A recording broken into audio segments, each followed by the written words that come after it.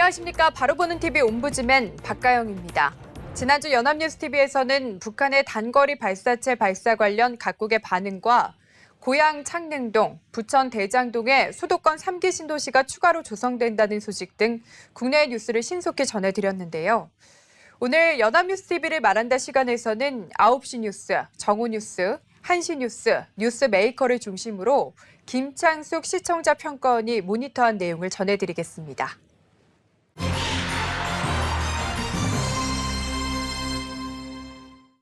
지난 5월 4일 오전 북한이 1년 5개월 만에 미사일을 발사했다는 보도가 전해지면서 연휴 첫날부터 긴장감이 감돌았습니다. 하노이 회담 결렬 이후 북미 교착 상황 중에 발생한 북한의 도발을 두고 국내적으로 그 의도에 관심이 집중되고 있습니다.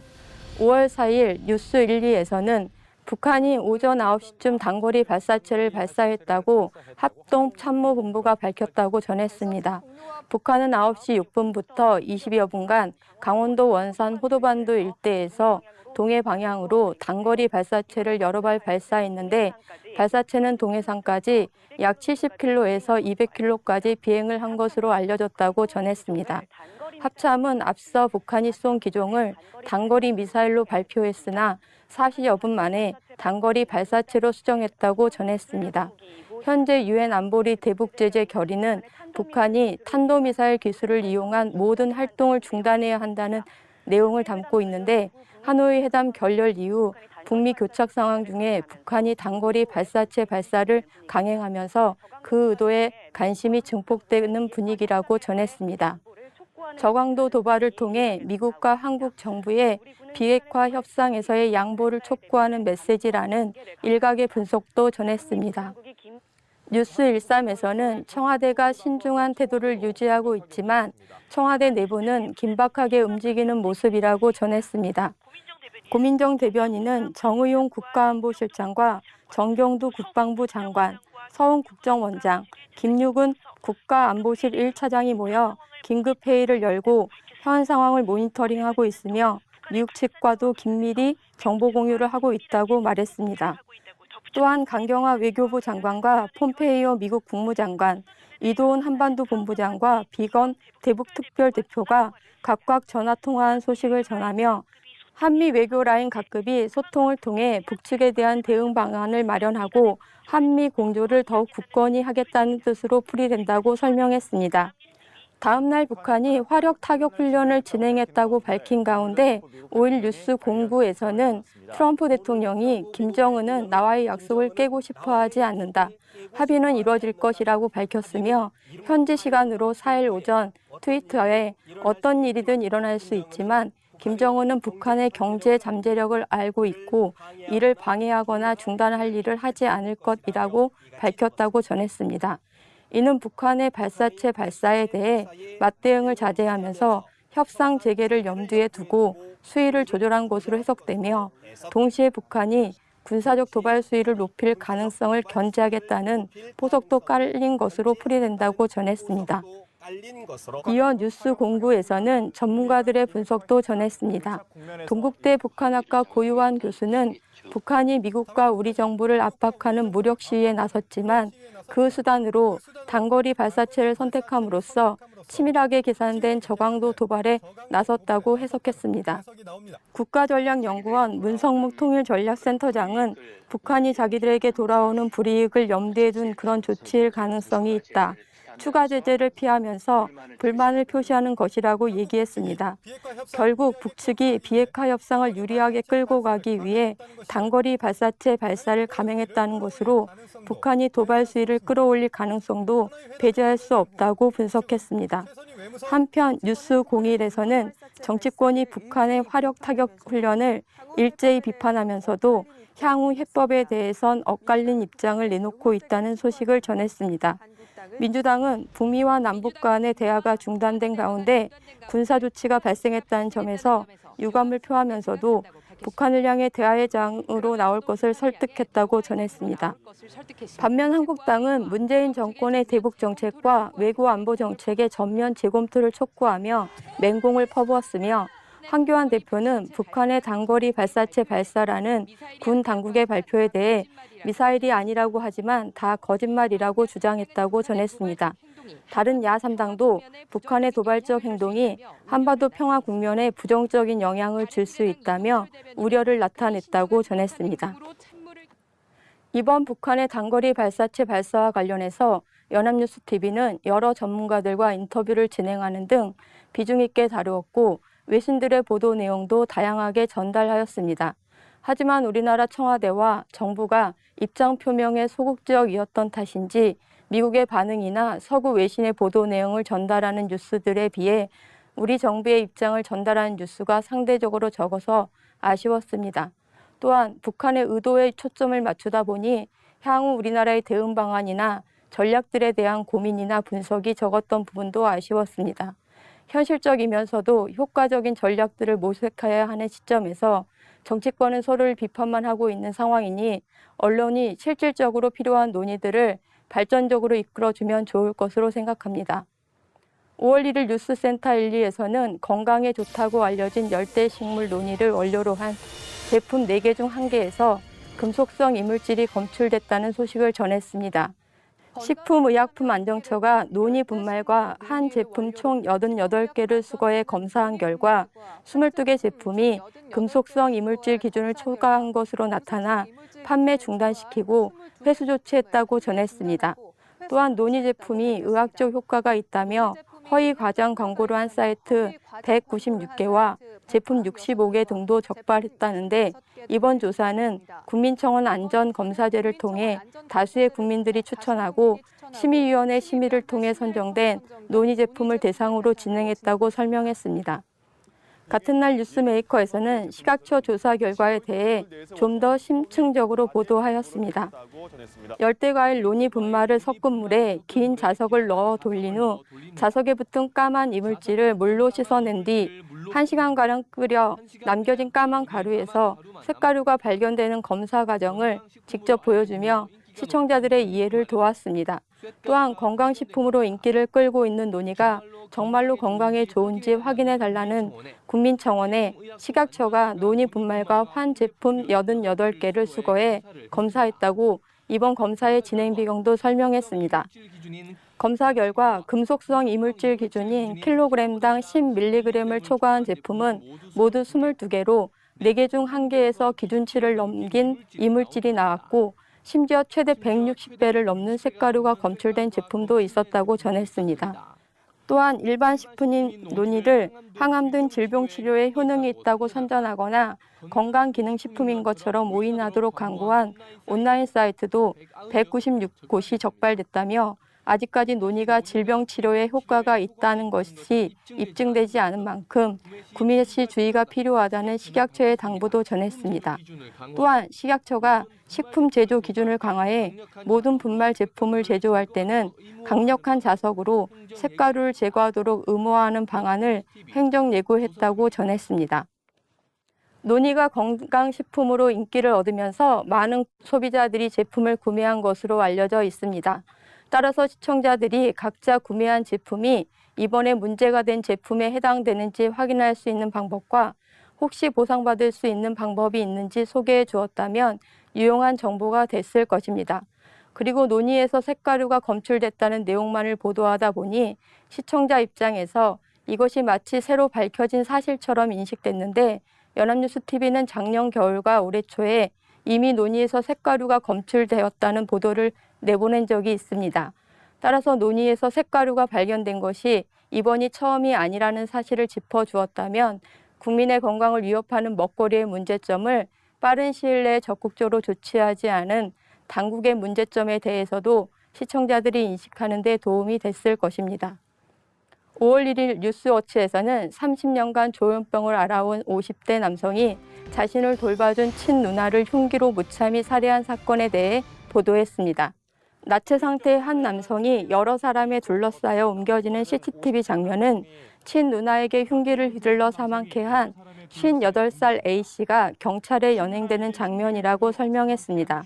동생을 돌보기 위해 4월 24일 A씨를 찾은 누나는 6일 뒤 싸늘한 주검으로 발견됐는데 A씨는 약 30년 전부터 조현병을 앓아오면서 정신병원 4곳에 입원한 전력이 있다고 전했습니다. 또한 페트병으로 벽을 수차례 치는 이상 행동으로 112에 신고된 적은 있지만 평상시 혼자 집에서 조용히 지내왔다고 보도했습니다.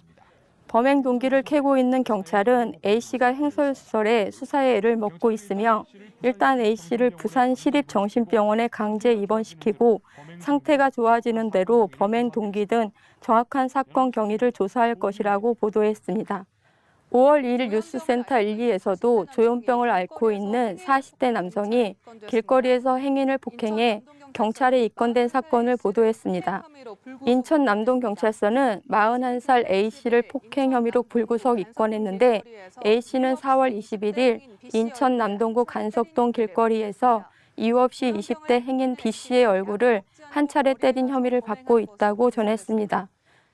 조현병을 앓고 있는 A씨는 약을 먹지 않고 거리에 나서 범행한 것으로 조사되었고 경찰은 가족의 동의를 얻어 병원에 A씨를 강제 입원시켰다고 전했습니다. 진주 아파트 사건 이후 조현병 병력이 있는 범죄자에 의한 사건들을 언론이 적극적으로 보도하고 있습니다. 이들 보도는 범죄자가 정신질환을 앓고 있다는 사실을 강조하는 경우가 많은데 이런 보도 행태는 전체 정신장애인들을 잠재적인 범죄자로 인식시키면서 정신장애인에 대한 혐오와 공포를 증대시킬 수 있으므로 신중할 필요가 있습니다. 또한 정신질환 병력이 없는 사람들도 수많은 범죄를 저지르는데 정신질환을 앓고 있는 사람이 또 범죄를 저질렀다 식의 보도는 정신질환이 실제 범죄의 원인인지도 확인되지 않은 상태에서 편견이 조장될 수 있으므로 보도 행태의 적절성에 대한 고민이 필요하다고 생각합니다.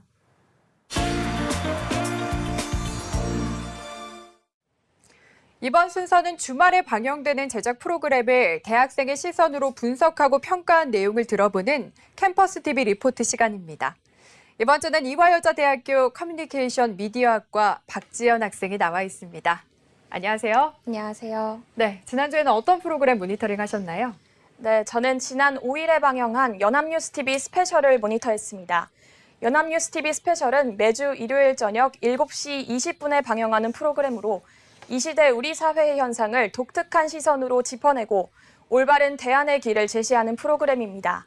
이번 주 방송에서는 학력인구 절벽시대라는 제목으로 저출산 고령화로 인한 학생 수 감소 문제와 앞으로 해결해 나가야 할 과제에 대해 전했습니다.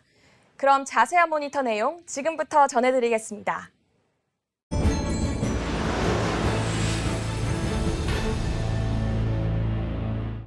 영상은 긴박한 배경음악과 함께 핵심적 문제를 먼저 보여줬습니다. 학생이 한 명뿐인 교실의 모습으로 시작해 학력인구 절벽시대라는 제목이 더욱 와닿았는데요. 시청자의 흥미를 자극하는 오프닝이었습니다. 지난해 초 서울의 한 사립초등학교가 학생 수 감소로 인해 문을 닫았는데요. 시골 동네가 아닌 서울 중심에서도 폐교를 한다는 게 충격적이었습니다. 국한된 문제가 아닌데요. 도심이지만 학생보다 노인이 많은 이유는 영구임대 아파트가 많기 때문인데요. 이로 인해 대부분이 노인 가구이고 젊은 연령대는 입주 조건이 되지 않아 학생 수가 감소한 거라고 합니다. 그러니까 이제 아이들이 없어. 통계청은 사망자 수가 출생자 수보다 많아지는 인구 자연 감소 시기가 올해부터 시작될 것으로 예측하고 있는데요. 이를 그래프를 통해 보여주어 더욱 와닿았습니다. 출산율이 감소하면서 총 인구 수도 줄어들고 있지만 학력 인구 또한 줄어들고 있습니다. 6만 명에서 2030년 608만 명으로 30% 줄고 이러한 현상은 외곽 지역에서 먼저 나타나고 학생 수 감소로 교육 환경이 나빠지게 되면 젊은 층이 지역을 떠나 또 학생 수가 줄어드는 악순환이 계속된다고 합니다. 아이수는 더 줄어들고 교육 환경이 더 나빠지겠죠. 이런 식의 악순환이 일어날 수가 있습니다. 현재 전국 초등학교의 20% 이상이 전교생 수 60명 이하인 초민이 학교인데요. 폐교 문제는 초등학교만 국한된 것이 아니었습니다. 대학교 또한 2021년에 이르면 촉 입학 정원이 고등학교 3학년의 인원보다 많아져 3년 내 38개 대학이 폐교할 것으로 예상된다고 합니다. 신입생을 구하지 못해 폐교할 거라는 전망도 나옵니다. 하지만 한 지역사회 내 대학이 폐교하게 되면 지역 경제에 막대한 영향력을 끼치게 된다는데요. 동해시 유일대학 한중대의 사례를 통해 자세히 알 수 있었습니다. 지난 2월 말 폐교됐습니다. 지난해 2월 폐교한 한중대는 동해시만의 학력 인구만으로 채워지지 않아 교육부에서 진행한 종합감사를 통해 폐교가 결정됐다고 합니다. 이제 교육부에서 있는데 한중대가 폐교되면서 대학 주변 상권은 붕괴됐는데요. 말 그대로 초토화됐습니다. 실제 주민의 인터뷰를 들으니 그 심각성을 더욱 알 수 있었습니다. 상권 붕괴로 인해 연간 700억 원의 피해가 생기는데 경제적 문제뿐만이 아니라 폐교로 인한 시설물이 노후화로 무용지물이 되면서 환경 문제까지 생긴다는 게 안타까웠습니다. 뒤이어 나온 장덕호 교수의 인터뷰에 많은 공감이 갔는데요. 대학 문제를 시장 논리에 따라 학생이라는 소비자가 대학교를 선택하지 않으면 폐교돼야 하는지는 별개의 고민이며 대학이 지역사회와 경제에 큰 비중을 차지하는 만큼 대학을 살릴 수 있는 방안을 살펴봐야 한다고 했습니다. 장덕호 교수의 말을 뒷받침해 줄 수 있는 사례가 이어서 나왔는데요. 종로의 제동초등학교는 도심 공동화 문제로 인해 통폐합 위기를 맞았지만 서울형 작은 학교 모델로 위기를 극복한 대표적인 학교입니다. 학생 수 감소로 한때 통폐합 얘기까지 나왔는데요. 전교생이 4,000명인 학교에서 현재는 200명을 간신히 웃돌고 있는 이 학교는 지난 2016년부터 서울형 작은 학교로 지정됐는데요. 서울시교육청은 지난 2016년 제동초를 서울형 작은 학교로 지정했습니다. 서울형 작은 학교라는 개념을 처음 들어봐 생소할 시청자들을 위해 자막으로 개념 설명해 준 것이 좋았습니다. 제동초는 북촌이라는 지역적 특색을 이용해 국악 수업을 특화하고 있는데요. 일부 수업 공간은 개방형 구조로 만들어 관광객에게 명소가 되기도 합니다. 또 부모의 직장 위치에 따라 자녀가 학교를 다닐 수 있도록 학구 외 전입학을 허용하고 있는데요. 덕분에 학생 감소세가 멈춰 현재는 전교생 210명 정도로 안정화됐다고 합니다. 통학하는 학생은 37명에 이릅니다. 다음으로 나온 사례는 충북 괴산에 있는 백봉초등학교입니다. 지난해 입학생 수가 1명이었다가 올해 6명으로 증가했다는데요. 어떻게 증가했는지 궁금했습니다. 이 궁금증은 이후 영상에서 해결할 수 있었습니다. 전국 각지에서 아이들이 이사를 왔기 때문입니다.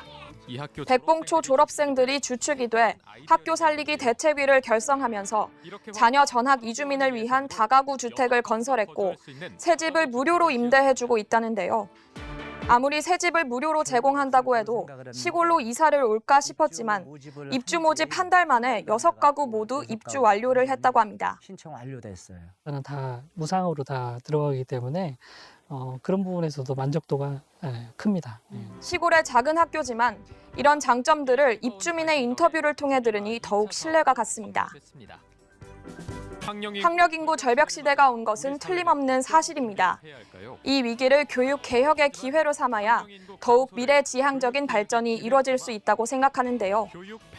마지막으로 전문가의 인터뷰 내용이 마음에 와닿았습니다.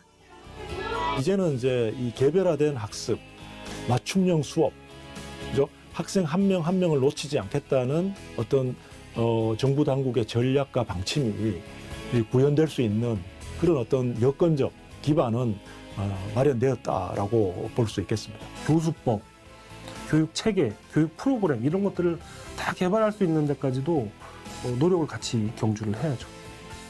네, 모니터한 내용 잘 봤습니다. 박지원 학생은 연합뉴스TV 스페셜 학력인구 절벽시대 편을 봤거든요.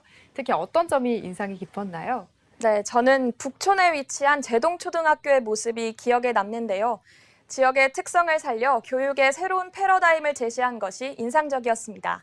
앞으로 작은 학교 모델이 성공적으로 정착하기를 바랍니다. 네, 지금까지 연합뉴스TV 스페셜을 모니터한 이화여자대학교 커뮤니케이션 미디어학과 박지연 학생과 함께했습니다. 말씀 감사합니다. 감사합니다.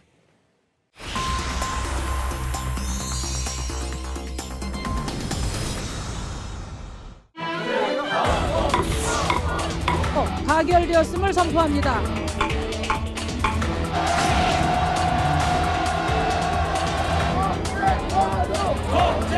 총체적 난국의 대한민국을 구하고 또 국민의 삶을 다시 일으켜 세우기 위해서 국민과 함께하는 민생 투쟁을 시작합니다.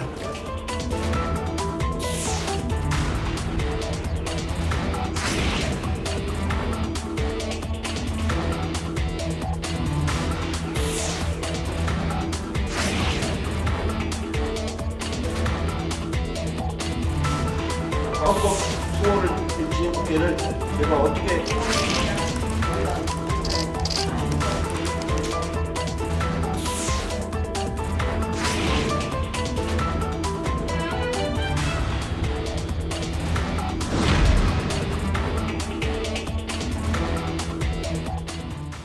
선거제 개혁 법안의 패스트트랙 신속 처리 안건 지정 이후 여야 사당과 자유한국당의 대립이 격화하면서 추경안과 각종 민생 법안 처리가 모두 지연되고 있습니다. 국회가 언제쯤 대결 전국을 끝내고 정상화할지에 관심이 쏠리고 있는데요. 오늘 TV와 비평 시간에서는 국회 공전 사태 장기화에 대해 보수 진보 언론은 각각 어떻게 보도하고 있는지 자세히 알아보겠습니다. 국가공무원 인재개발원의 김진숙 교수 자리했습니다. 안녕하십니까? 네, 안녕하세요. 네. 지금 여야 사당이 패스트트랙 지정을 한 이후에 자유한국당의 장외투쟁이 계속되고 있습니다. 이에 대해서 먼저 한국당의 장외투쟁의 이유에 대해서 궁금하고요. 네. 그리고 이에 대해서 언론들은 어떻게 보도하고 있는지 전해주시죠. 네, 여야 사당의 패스트트랙을 저지하기 위한 자유한국당의 장외 투쟁이 이어지면서 국회 파행도 지속되고 있습니다. 자유한국당은 전국 순회 투어에서부터 광화문 천막 집회, 당사 집회까지 의원직 총사퇴도 불사하겠다면서 투쟁을 벌이고 있는 상황입니다. 이러한 대규모 장외 투쟁을 벌이는 이유에 대해서는 이렇게 설명하고 있습니다. 패스트트랙 이슈가 워낙 복잡한 사안이라서 국민들이 이해하기 어려운 만큼 집회를 통해서 패스트트랙은 불법적인 것이며 원천 무효라는 점을 국민과의 소통을 통해서 직접 알리겠다는 것이죠. 특히 선거제 개편과 고위공직자 범죄수사처, 아니면 공수처법의 문제점을 구체적으로 설명해서 민심을 끌어오겠다는 것입니다. 하지만 자유한국당 해산을 요구하는 청와대 국민청원에 불과 열흘 사이에 160만 명이 동참을 했고, 또 황교안 대표가 취임 후에 처음으로 광주를 찾았다가 시민들로부터 물벼락을 맞는 등 거센 저항에 부딪히지 않았습니까? 네. 그야말로 패스트트랙 후폭풍이 이어지면서 여야 정치권은 지금 팽팽한 기싸움 중이고 보수와 진보 간의 뜨거운 논쟁도 연일 이어지고 있는 상황입니다. 네. 언론에서는 여야 정치권을 향해서 비판적인 시각을 드러내고 있습니다. 또 패스트트랙 과정에서 있었던 동물국회 모습에 이어서 이제는 식물국회인 것이냐라고 지적을 하고 있는데요. 자유한국당 역시 장외투쟁을 고집할 것이 아니라 원내로 들어가서 투쟁해야 한다고 지적하고 있습니다. 우선 조선일보의 경우 사설을 통해서 무모하고 무리한 패스트트랙, 내부에서 터져나오는 반발 이렇게 제목을 달기도 했고, 또 반대한민국 세력이 야당 대표에게 물벼락을 던졌다라고 쓰기도 했습니다. 당시 광주 현장에는 5.18 민주화운동 유족들도 물론 있었지만 옛 통진당 관련 단체가 분위기를 이끌었다고 전했습니다. 황교안 대표의 광주 방문에 항의하는 시민이 순수한 광주 시민만 있었지 않았다는 점을 강조한 것이죠. 한편 한겨레 신문은 역시 사설을 통해서 광주의 분노를 지역 감정으로 호도한 황교안 대표라고 전했는데요. 5.18 망언 의원들에 대해서 솜방망이 징계를 내린 황 대표에 대한 광주의 분노를 왜곡해서는 안 된다라고 지적하고 있습니다. 네. 말씀하신 대로 여야가 극한 대치를 이어가면서 4월 임시국회도 사실상 빈손으로 끝나게 됐습니다. 네. 이런 여야의 공전 사태에 대해서 보수, 진보 언론 각각 어떻게 보도하고 있는지 궁금하고요. 또 교수님 보시기에 문제점도 있는지 짚어주시죠. 네, 말씀하신 것처럼 이제 여야 간의 극한 대치 상황 속에서 4월 임시국회가 종료됐습니다. 이미 처리 기한을 넘긴 탄력 근로제 단위기간 확대를 위한 근로기준법 개정안과 또 시한이 임박한 최저임금법 개정안을 비롯해서 정부가 국회에 제출한 6조 7천억 원 규모의 추가 경정 예산안 등 민생과 또 경제 관련 법안이 지금 산더미처럼 쌓여 있는 상황입니다. 탄력 근로제 관련 근로기준법 개정안의 경우에 이제 주 52시간 위반 기업에 대한 처벌 유예 기간이 종료됐기 때문에 신속한 법안 처리가 필요한데요. 단위 기간을 두고 또 여야가 팽팽하게 맞서고 있는 데다가 최저임금법을 둘러싼 의견 차이도 만만치가 않습니다. 또 강원도 산불과 포항 지진 같은 재난지역 지원과 또 미세먼지 저감 등이 포함된 추가 경정 예산안도 여야 간에 치열한 공방이 예상되는 부분입니다. 최근에 이제 정치권을 바라보는 언론의 시각을 보면 상당히 양비론적인 시각을 취하고 있습니다. 국회가 민생 현안을 방치하는 건 명백한 직무유기이기 때문에 하루빨리 국회를 이제 정상화해야 하는데 여야 모두 이제 시급히 처리해야 되는 민생 법안에는 그다지 관심이 없고 내년 총선에만 마음이 가 있다라고 지적하고 있습니다. 물론 여야 모두 이제 비판받아 마땅한 부분이 있기는 합니다. 하지만 사태의 원인과 책임, 또 본질적인 부분들을 좀 들여다보는 심층적인 보도가 부족한 것이 아쉬운 대목입니다. 네. 첨예하게 대립하고 있는 이제 선거제도 개편만 보더라도 단순히 각 정당 간의 유불리로만 따질 수 있는 문제가 아닌데도 불구하고 어느 당에 유리하냐, 불리하냐 이런 모습을 좀 부각시키고 있는 모습입니다. 이제 그러면서 연일 몸싸움과 이제 말싸움으로 점철된 국회의 어떤 모습을 중계식으로 보도하고 있기 때문에 언론 역시 이제 정치 혐오를 조장하고 있다는 비판에서 결코 자유로울 수 없을 것 같습니다. 언론은 정치권에서 대립하고 있는 쟁점을 좀 국민들의 입장에서 이해하기 쉽게 일목요연하게 설명을 해야 하고요. 또 각 쟁점에 대한 정당의 입장을 또 알기 쉽게 설명하는 좀 친절한 보도가 있었으면 좋겠습니다. 그래야만 국민이 보다 현명한 판단을 내리는 데 도움이 되지 않을까 생각합니다. 네. 한국당이 언제까지 장외투쟁을 계속할 수는 없고 어쨌든 원내 국회로 복귀를 해야 할 텐데 이에 대해서 시점 등 우리 언론은 어떻게 이야기를 하고 있는지 궁금한데요. 네. 최근에 어떤 여론조사 결과를 보면 민주당과 자유한국당의 지지율이 동반 상승하는 기현상을 보이고 있습니다.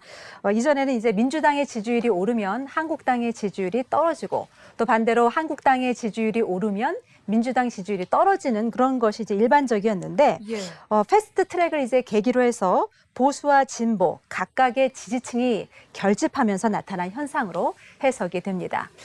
그래서 그런지 이제 최근에 대치 전국을 보면 여야는 이미 내년 총선을 향해 뛰어들었다고 해도 과언이 아닐 것 같습니다. 여당은 큰 틀의 공천 룰을 이제 확정을 했고 자유한국당 역시 이제 장외투쟁을 통해서 새 결집을 극대화하려는 모습입니다.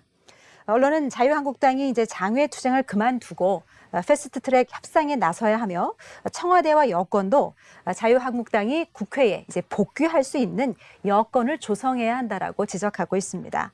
여야 모두 계속해서 이제 극단의 대치 상황 속에서 민생을 외면할 경우에 내년 총선에서 엄중한 심판을 받게 될 것이라고 강조하고 있습니다.